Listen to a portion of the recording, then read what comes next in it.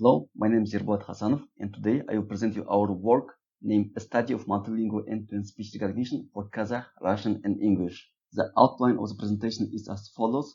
First, I will start with the introduction, followed by background and then related works.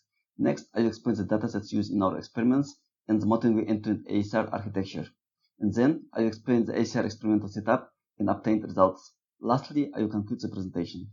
The automatic speech recognition systems are essential in many applications, including virtual assistants, smart systems, and so on. In addition, ASR systems ensure accessibility for the hearing impaired and availability of human-computer interaction without requiring any visual interfaces. In this work, we study the effectiveness of multilingual end-to-end ASR systems applied to three languages used in Kazakhstan: Kazakh, Russian, and English. Kazakhstan is a multinational country where Kazakh is the official state language, Russian and English are the languages of inter-ethnic and international communication. These three languages are part of a large-scale cultural project initiated by the government named the Trinity of Languages. The goal of this project is the mastery of the three languages by the Kazakhstani people. Prior works on multilingual ASR have explored both hybrid DNN HMM and end-to-end architectures, small and large capacity models with up to 10 billion parameters, and both offline and streaming modes. Models capable of recognizing over 100 languages simultaneously have been also explored. However, to the best of our knowledge, there is no prior work dedicated to simultaneous recognition of the Kazakh, Russian, and English languages. To build multilingual ASR systems, we used following datasets. For Kazakh, we used Kazakh Speech Corpus, which contains over 300 hours of manually transcribed read speech. We used official splitting for training, validation, and testing purposes. For English, we used OpenSCT dataset.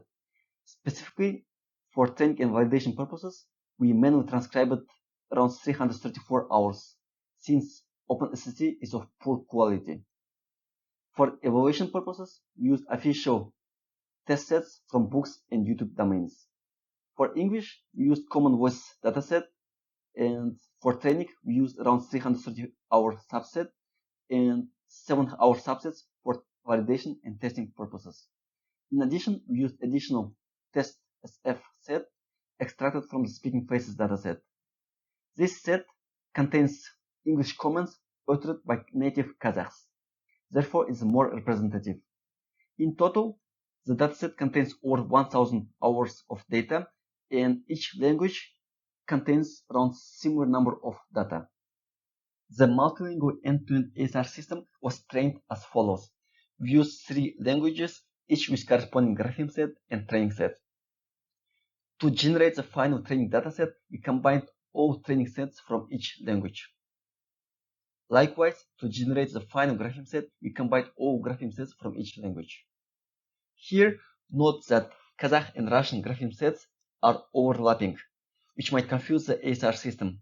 To prevent that, we also tried to use independent grapheme set, where we appended special language ID tokens to each character. Our end-to-end ASR architecture was based on the transformer network, consisting of 12 encoder blocks, 6 decoder blocks, and 8 self-attention heads. It was jointly trained with the CTC objective function for 120 epochs using NOAM optimizer. We also used dropout and label smoothing. In addition, we applied data augmentation based on speed perturbation and spectral augmentation techniques. In this slide, I will present experiment results obtained by monolingual models, multilingual models with combined graphemic set, and multilingual models with independent graphemic set. In addition, I will report the impact of using language models, speed perturbation, and spectral augmentation techniques. Specifically, I report word error rate results for Kazakh, Russian, and English languages separately.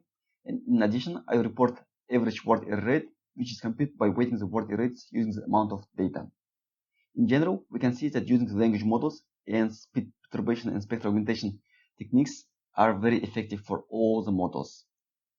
And we can also notice that the word error rate results for different model types are almost similar. So there are no significant differences between them. If you speak about the Kazakh language, the word results for monolingual and multilingual models are similar. On the other hand, For Russian language, monolingual models achieved better results compared to multilingual models. For English, again, the results obtained by monolingual and multilingual models are similar. So in this paper, we explored multilingual end-to-end ASR systems applied to simultaneously recognize 3 languages used in Kazakhstan: Kazakh, Russian, and English. We compared the performance of monolingual and multilingual ASR systems and the use of 2 different grapheme-set construction methods, combined and independent. We found that monolingual and multilingual ASR systems achieve comparable results while having a similar number of parameters. So, instead of using 3 separate monolingual models, we can use a single multilingual ASR system, which will contain 3 times less number of parameters. Additionally, we introduced 2 manually transcribed datasets, OpenSSC CleanSet and TestSF. Both sets are freely available in our GitHub webpage. In future work, we plan to extend the in-domain dataset size and focus on code switching speech recognition. Thank you for attention.